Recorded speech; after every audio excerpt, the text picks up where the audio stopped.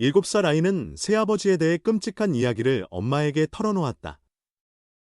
그러자 엄마는 진실을 확인하려고 아이 방 침대 아래에 숨어들었다가 도저히 믿기 힘든 장면을 직접 목격하고 말았다. 평범하다고만 여겼던 어느 화요일 저녁이었다. 서울에 있는 큰 고침집에서 야간 일거리를 마치고 돌아온 수지는 거실 탁자 위에 노인 아들 태연의 삐뚤빼뚤한 글씨가 적힌 쪽지를 발견했다. 봄비가 창문을 부드럽게 두드리는 소리가 집안의 감도는 이상한 정적을 더 깊게 느끼게 만들었다. 7살짜리 아이가 남긴 이런 메모는 좀처럼 보기 힘든 일이었다. 태연은 늘 엄마가 돌아오면 문 앞까지 달려와 하루 동안 있었던 일들을 신나게 떠버리곤 했는데 오늘따라 거실은 유난히 조용했고 그 정적이 왠지 불안하게 느껴졌다. 학교에서 뭘 배웠는지, 친구들이랑 무슨 놀이를 했는지, 새로 그린 그림은 뭔지 매일 저녁 아파트 안을 가득 채우던 태연의 떠들썩한 목소리가 사라졌다. 수지는 아직 의료복을 벗지도 않은 채 가방을 내려놓고 집안을 둘러보았다. 식탁 위에는 아침에 준석이 만들어 두었다던 김밥이 고스란히 남아있었다. 태연이 좋아하는 참치로 만든 김밥이었는데 거의 손도 안 댄 듯했다. 거실 한 구석에는 태연의 책가방이 아무렇게나 놓여 있었고 신발장 위에는 빨간 운동화가 흙 묻은 상태로 던져지듯 아무렇게나 올려져 있었다. 뭔가 이상하다고 느낀 수지는 혼잣말처럼 이상하네 라고 중얼거렸다. 평소엔 장난꾸러기지만 기본 규칙은 잘 지키던 태연이 이렇게 물건을 마구 어질러 놓는 일은 거의 없었다. 수지는 바로 아들의 방문 앞에 가서 태연아 하고 문을 두드렸다. 아무 대답이 없었다. 다시 한번 노크한 뒤 조심스럽게 문을 열어보니 침대 구석에서 몸을 웅크리고 있는 태연이 눈물을 훔치고 있었다. 평소엔 해님과 달 그림이 그려진 파란 이불을 깔끔하게 정리하곤 했는데 오늘은 구겨져 있었고 장난감도 여기저기 흩어져 있었다. 작은 책상 위에는 다 하지 못한 숙제가 놓여 있었고 창가에 놓인 화분 잎사귀가 봄비에 흔들리며 살짝 기우뚱거렸다. 우리 아들, 무슨 일 있었어? 수지는 태연에게 다가가 안아주었다. 아이의 작은 체온이 느껴지는 동시에 작은 어깨가 떨리고 있었다. 태연은 고개를 저으며 엄마 품속으로 파고들었다. 활기차던 목소리는 온데간데 없고 눈가가 벌겋게 부어 있었다. 말해봐. 혹시 학교에서 누가 괴롭혔어? 김태호가 또 놀렸니? 수지는 태연의 이마에 손을 대며 물었다. 김태호는 반에서 제일 키가 크고 가끔 다른 아이들을 못살게 굴었던 적이 있어 수지가 신경 쓰던 아이였다. 하지만 태연은 다시 고개를 가로저었다. 파란 곰 인형 귀를 만지작거리더니 아주 작은 소리로 이렇게 말했다. 새아빠. 그 순간 수진의 가슴이 철렁 내려앉았다. 준석은 수지와 결혼한 지 1년 정도 된 남편으로 전자기기 관련 일을 하고 있었다. 평소엔 늘 태연에게 다정하고 친절해 보여서 적어도 수지 앞에서는 아무 문제가 없었다. 처음 만났을 때부터 준석은 태연에게 자상하게 대해주었고 주말마다 놀이동산이나 공원으로 데려다주기도 했다. 크리스마스 때엔 태연이 제일 갖고 싶어하던 기계 인형도 사준 적이 있었다. 새아빠가 뭘 했는데 수지는 손떨림을 느끼면서도 침착한 목소리를 유지하려 애쓰며 물었다. 분명 태연이 뭔가 두려움에 떨고 있는 게 느껴졌기 때문이다. 태연은 엄마의 눈을 마주보며 두려움과 혼란이 뒤섞인 표정을 지었다. 말하기 무서워요. 새아빠가 비밀이라고 했어요. 말하면 가족이 없어질 거라고. 엄마가 슬퍼할 거라고 했어요.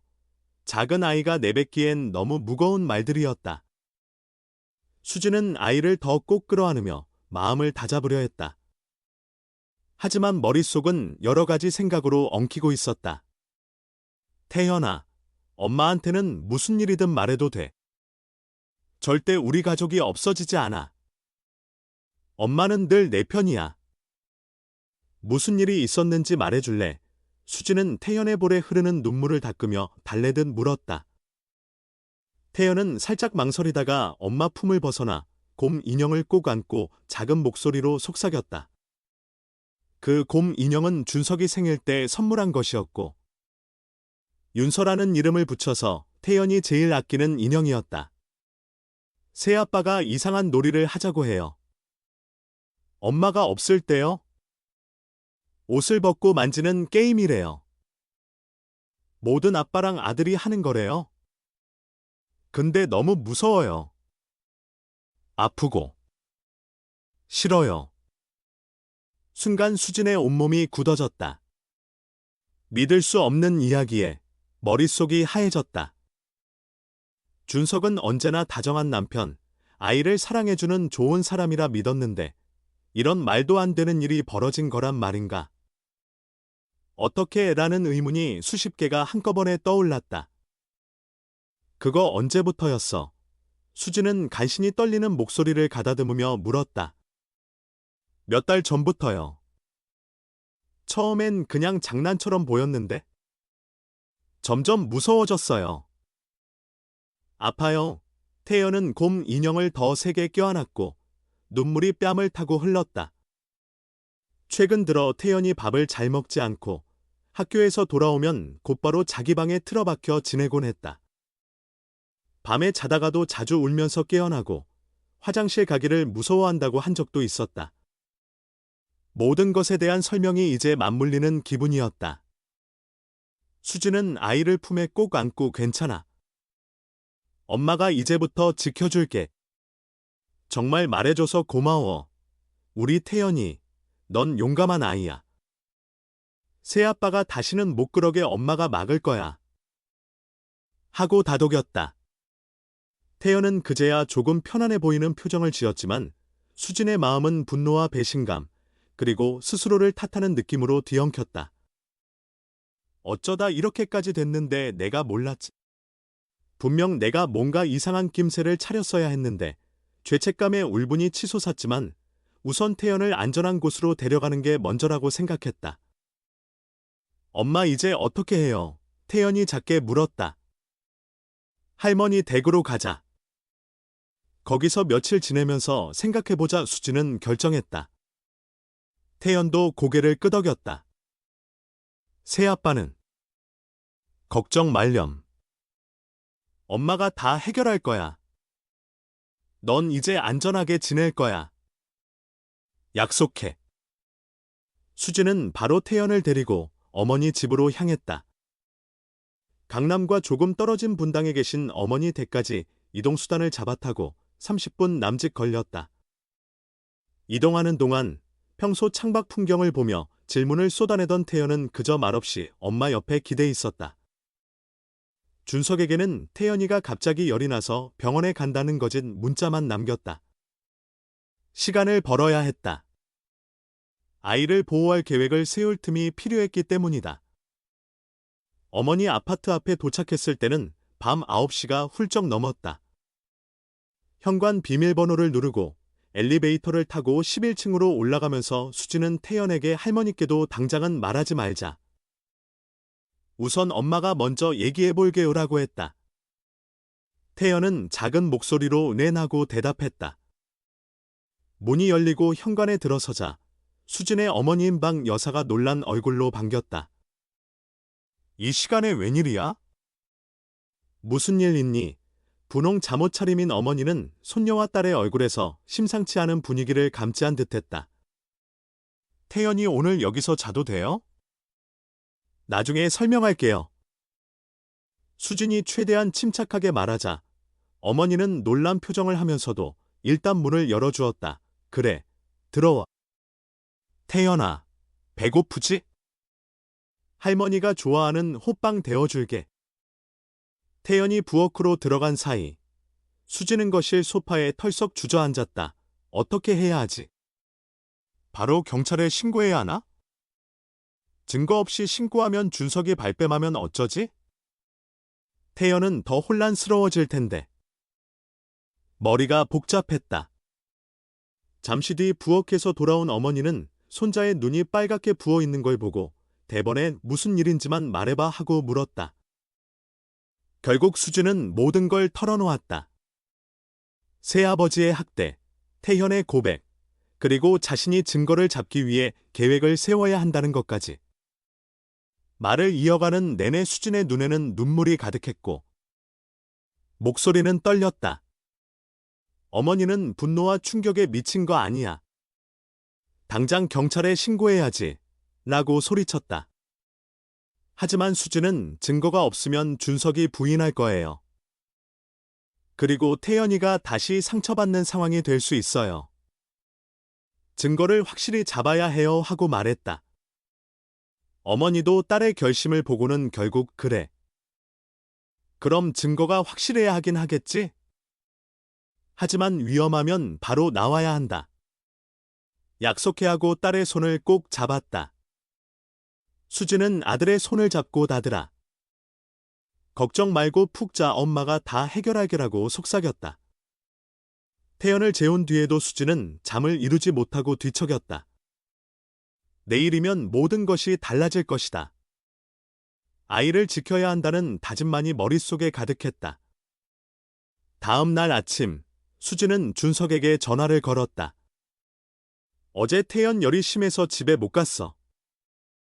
오늘 병원 들렀다가 아마 내일쯤 돌아갈 것 같아 거짓말을 하자니 마음이 불편했지만 태연을 위해서라면 뭐든 해야 했다. 준석은 평소와 같은 다정한 목소리로 많이 놀랐겠네? 내가 퇴근 후 병원으로 갈까? 하며 걱정하는 척했다. 그 목소리를 듣는 순간 수지는 속에서 분노가 치밀었다. 어떻게 저 목소리로 태연에게 그런 짓을 했지? 라고 생각하면서도 일단은 다냐? 괜찮아. 당신 바쁘잖아. 소식 전할게라고 응대했다. 어머니의 아파트에 남아있는 태연은 학교에 가기로 했고 수지는 병원에 휴가를 낸 뒤 어머니에게 태연을 부탁하고 혼자 집으로 돌아갔다. 집에는 아무도 없었고 사방이 어색할 정도로 조용했다. 준석은 저녁 늦게 퇴근하니 지금쯤 회사에 있겠지. 수지는 곧장 태연 방부터 뒤졌다. 말로만 들었던 이상한 놀이 흔적이 있을까 싶어서다. 장난감 상자, 책장, 침대 밑까지 샅샅이 살폈는데도 딱히 이상해 보이는 물건은 없었다. 속이 타들어가는데 옷장 맨 위 선반에서 낯선 앨범 하나를 찾았다. 검은색 표지에 아무 글씨도 없는 앨범이었다. 펼쳐보니 태연 사진들이 잔뜩 들어있었다. 그런데 그 사진들은 평범한 가족 사진이 아니었다. 태연이 옷을 반쯤 벗은 상태의 사진, 태연이 놀란 듯 보이는 표정의 사진 같은 것들. 수지는 충격에 앨범을 떨어뜨리고 말았다. 심장이 미친 듯 뛰어 숨이 막혔다. 그 앨범 안의 사진들이 현실이라는 게 믿기지 않았다. 한참을 멍하니 서 있다가 눈물이 울컥 쏟아져서 화장실로 달려가 구토까지 했다. 하지만 아이를 위해서라도 정신 차려야 했다. 수지는 정신을 다잡고 앨범을 원래 자리에 돌려둔 뒤 증거를 더 찾아보기로 했다. 침실로 들어가 준석이 쓰는 서랍을 열어보니 거기에 현금 뭉치가 좀 있었다. 비상금처럼 보였다. 수지는 혹시 모를 상황에 대비하려고 그 돈을 챙겨두었다. 또 책상 서랍에는 태연의 학교 사진이 여러 장 있었는데 평범한 행사 사진 중 태연만 크게 확대해 출력한 것들이 섞여 있었다. 알면 알수록 끔찍했지만 동시에 중요한 증거들을 하나씩 확보하게 되었다는 안도감도 들었다. 집을 나서기 전 수지는 녹음기 몇 개를 마련해왔다. 휴대전화만 믿었다가 혹시 배터리가 꺼지거나 빼앗길 수도 있으니 안전하게 여러 대를 사용하기로 했다. 태연방 여기저기에 녹음기를 숨겼다. 침대 밑, 책장 뒤, 옷장 속에도 하나. 반드시 잡아야 해. 이대로 두면 태연이 못 버텨 수지는 이를 악물었다. 그날 저녁, 수지는 할머니 댁에 있는 태연에게 전화를 걸었다. 태연아, 오늘 새아빠한테 전화해서 내일 집에 돌아갈 것 같다고 말해줄래? 태연은 떨리는 목소리로 내? 그런데 또 무서운 말 하면 어쩌죠? 하고 물었다. 엄마가 다 준비했어. 전화만 하고 할머니랑 함께 있으면 돼. 안월 직접 만나진 못할 테니까 너무 걱정 마라. 태연은 알겠다고 했지만 여전히 목소리가 떨렸다. 그걸 듣는 수진도 가슴이 아팠다. 태연이 준석에게 전화를 했다. 스피커폰으로 몰래 듣는 수진과 어머니는 준석이 태연에게 하는 말에 분노가 치밀었다. 내일 집에 온다고. 잘 됐네. 우리 비밀놀이 더 재밌게 할 수 있겠네. 이런 말을 아주 다정한 목소리로 뱉어냈다. 녹음 중이긴 했지만 수진은 전율이 느껴졌다. 이제 더 이상 부인 못해. 꼭 현장에서 붙잡아야 해. 전화를 끊은 뒤 수진은 어머니에게 오늘 밤에 집으로 가겠어요. 내일 태연이 온다고 했으니 그놈이 뭔가를 준비할 거예요. 그 현장을 잡을 거예요. 라고 했다. 어머니는 너무 위험해. 경찰을 부르자고 했지만 수진은 증거 확실히 잡은 뒤에 신고해야 한다고 고집했다. 어쩔 수 없다는 걸 안 어머니는 다시 한번 딸의 안전을 당부했다. 밤이 되자 수진은 작은 가방에 녹음기, 휴대전화, 작은 물병과 간단한 먹을 거리까지 챙겨서 집으로 갔다. 태연의 방 침대 밑에 몰래 숨어들기 위해서였다. 아이 방은 작고 침대 아래 공간도 비좁았지만 증거를 확보하려면 이 방법밖에 없었다. 아파트 현관 앞에 섰을 때부터 심장이 쿵쿵 뛰어댔다. 열쇠로 조용히 문을 열고 들어가니 거실은 불이 꺼져 있었다. 주방에만 작은 조명이 켜져 있었다. 수진은 신발을 벗고 재빠르게 태연의 방으로 숨어들었다. 침대 아래쪽으로 몸을 겨우 구겨넣고 휴대전화와 녹음기를 준비했다. 억지로 몸을 웅크리자 숨이 가빠졌고 갑자기 온몸에 식은땀이 났다. 태연아, 엄마가 널 구해줄게. 시간이 흘렀다. 9시, 10시, 11시. 뒤늦게 현관문이 열리는 소리가 들렸다. 발소리가 거실로 들어왔다. 냉장고 여닫는 소리, 물 마시는 소리 같은 일상적인 기척이 들렸다. 수진은 침을 꿀꺽 삼키며 기다렸다. 자정을 넘길 무렵 드디어 태연의 방문이 열리는 소리가 났다. 불이 켜지며 침대 위 매트리스가 살짝 내려앉았다. 태연아, 준석의 낮은 목소리가 들렸다. 그러나 방 안엔 태연이 없으니 뭔가 이상하다는 듯 주변을 살피는 듯했다. 내일 온다고 했으니 곧 오겠지. 중얼거리며 옷장을 열어 뭔가를 꺼내는 소리가 났다. 수진이 몰래 보니 준석은 검은 앨범을 꺼내서 사진들을 살펴보고 있었다. 그리고 웃고 있었다. 그 표정은 섬뜩할 정도로 소름 끼쳤다. 내일은 더 새로운 게임을 해봐야겠어. 우리 아들, 내가 얼마나 기다렸는데. 수진은 치밀어 오르는 분노에 거에 폭발하기 직전이었다. 이대로 녹음만 하고 있을 순 없어. 당장 멈추게 해야 해. 준석이 침대 위에 태연 사진과 무언가를 늘어놓고 희미하게 비밀놀이. 아무도 몰라야 해. 가족이 없어진다. 같은 말을 중얼거리자 수진은 결국 참지 못하고 침대 밑에서 튀어나왔다. 이 미친놈. 수진은 준석에게 달려들어 그의 뺨을 손톱으로 핥히었다.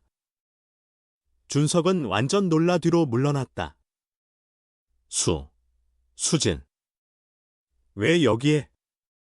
넌 태연이랑 병원에 있는 거 아니었어. 그는 금세 당황하다가 이내 분위기가 심상치 않음을 깨달은 듯했다. 네가 내 아들에게 한 짓이 뭐야? 이 사진들 다 뭐고? 이게 말이 돼. 수진은 침대 위에 있던 앨범을 잡아들고 흔들었다. 준석은 표정이 굳어지더니 결국 다시 차가운 얼굴로 돌아서 오해야. 난 그냥 아이랑 스킨십을 나눈 것뿐이야. 가족끼리 친밀해지려고 한 거라고 라며 황당한 변명을 했다. 거짓말하지 마. 태연한테 들었어. 더는 숨길 수 없어. 내가 내일 먼 놀이를 준비한다는 것도 다 녹음됐어. 수진이 휴대전화를 들어보이자 준석의 얼굴에 두려움이 스쳤다. 그러더니 갑자기 수진을 밀쳐내고 방 밖으로 달려나갔다. 수진도 그 뒤를 쫓아나갔다. 놔둬선 안 돼. 절대 놓칠 수 없어. 준석은 계단으로 향해 전력으로 뛰었다. 수진도 달리며 서라 하고 소리쳤다. 그러다 준석이 발을 헛디뎌 계단 아래로 굴러떨어지는 걸 눈앞에서 보았다.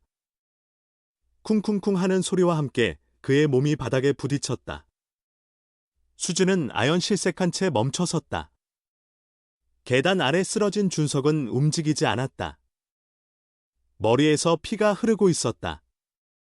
수진은 순간적으로 간호사로서의 본능이 작동해 그에게 달려가 맥을 짚어보았다.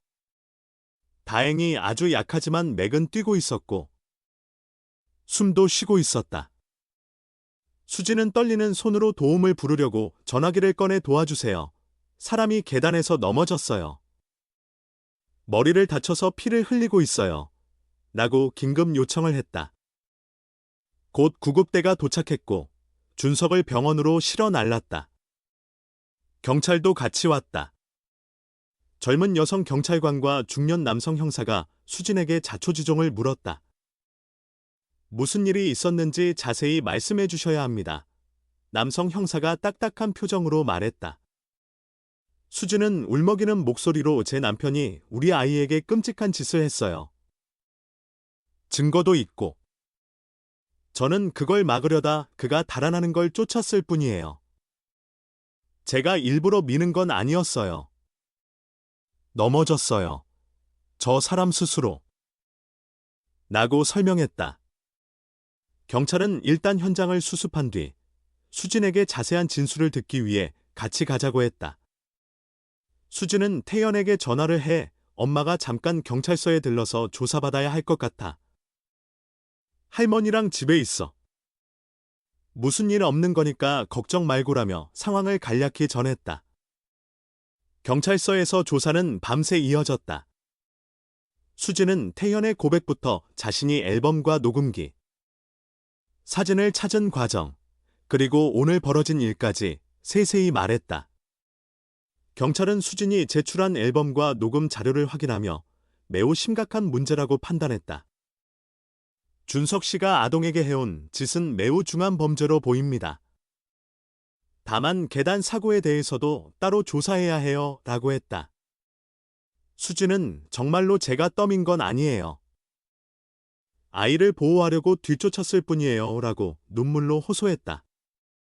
새벽 무렵 병원에서 연락이 왔다. 준석이 머리를 다쳤지만 생명엔 큰 지장이 없다는 거였다. 수진은 안도하며 마음 한편이 복잡했다. 죽어버리라고 생각했던 건 아니니까 차라리 제대로 처벌받고 아이 앞에서 완전히 사라지는 게 낫다고 생각했다.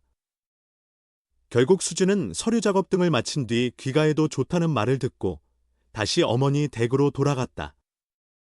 새벽이 되어 걸려온 전화로 더는 잠을 이룰 수 없었던 어머니는 거실에서 수진을 기다리고 있었다. 어떻게 됐어? 준석은 살아있어. 수술 받았고 의식은 돌아오면 조사받게 될 거라네. 경찰서에서 조사받느라 밤새웠어.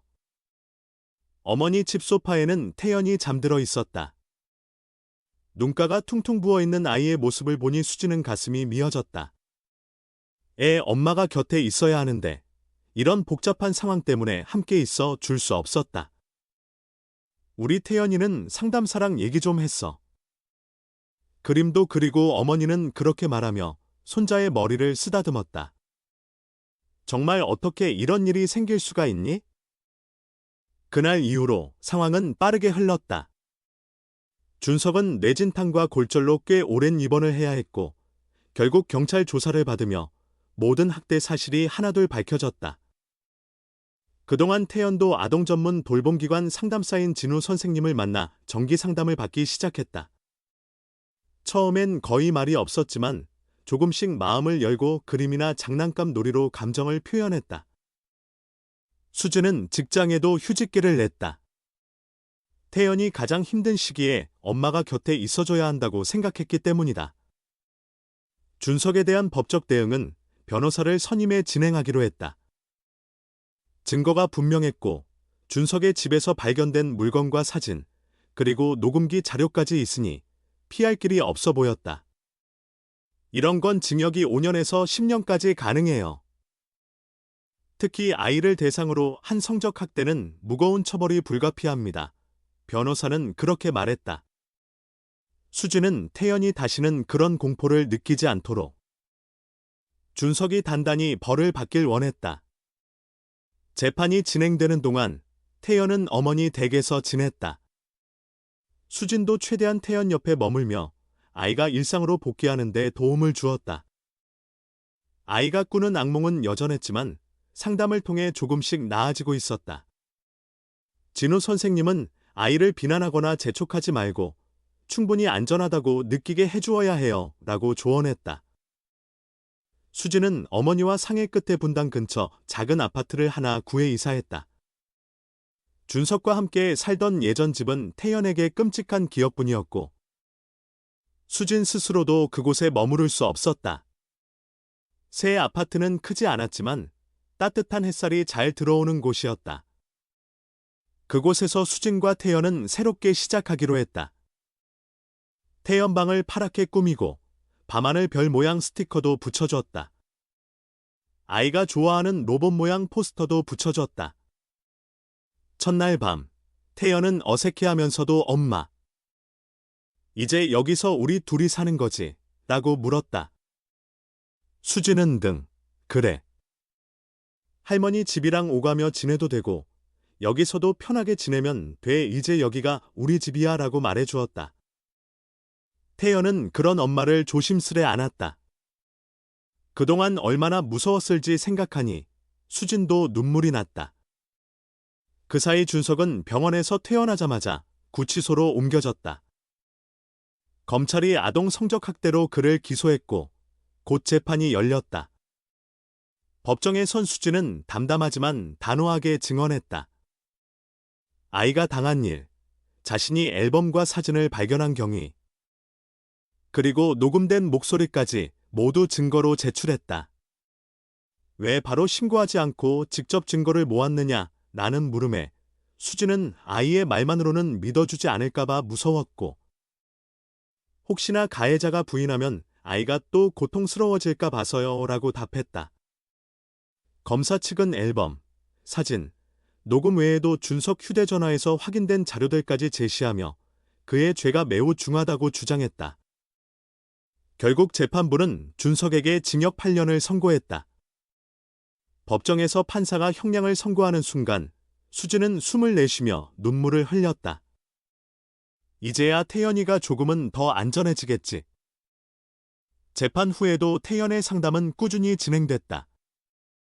처음엔 밤마다 악몽으로 깨어나 엄마, 새아빠가 또 올 것 같아 하고 울곤 했지만 시간이 지날수록 조금씩 나아졌다.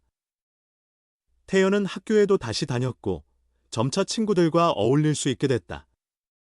수진 역시 다시 일자리를 구해 동네 소아 전문 돌봄기관에서 간호일손을 돕게 되었다. 야간 일도 거의 없어 태연과 함께 보낼 시간이 늘어났다. 아이를 돌보는 고침집에서 일하다 보니 가끔 학대받은 흔적이 있는 아이들을 만나게 되었다.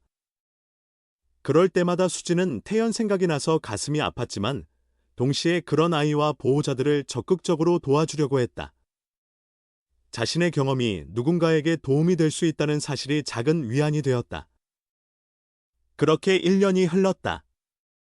태연은 많이 밝아졌다. 키도 훌쩍 자라서 예전처럼 엄마 품에 꼭 안기기보다는 축구나 과학 실험을 더 좋아하는 아이가 되었다. 여전히 가끔은 무서운 꿈을 꾸지만 예전처럼 울면서 깨진 않았다. 엄마, 나 꿈에서 이상한 그림자가 나왔는데 내 방에서 무서운 말 했어요. 근데 그냥 꿈인 줄 알았어. 라며 씩씩하게 말할 때마다 수지는 우리 아들이 정말 강인해졌다는 걸 느꼈다. 어느 날 태연이 학교에서 돌아와 엄마. 오늘 과학 시간에 만든 작품으로 상 받았어. 라며 환하게 웃었다. 밝게 웃는 아이를 보며 수지는 그동안의 괴로움과 아픔이 조금씩 희미해지는 걸 느꼈다. 아직 완전히 사라지진 않았지만 이제는 상처를 딛고 앞으로 나아가는 중이라는 희망이 마음을 가득 채웠다. 한밤중 태연을 재우고 나서 수지는 새 아파트 거실에 앉아 창밖을 내다봤다. 거리엔 밤 공기가 스며들어 조용했지만 곳곳에 불빛이 반짝였다. 1년 전만 해도 이 삶이 온통 지옥처럼 느껴졌는데 이제는 작은 행복들을 다시금 누릴 수 있게 되었다.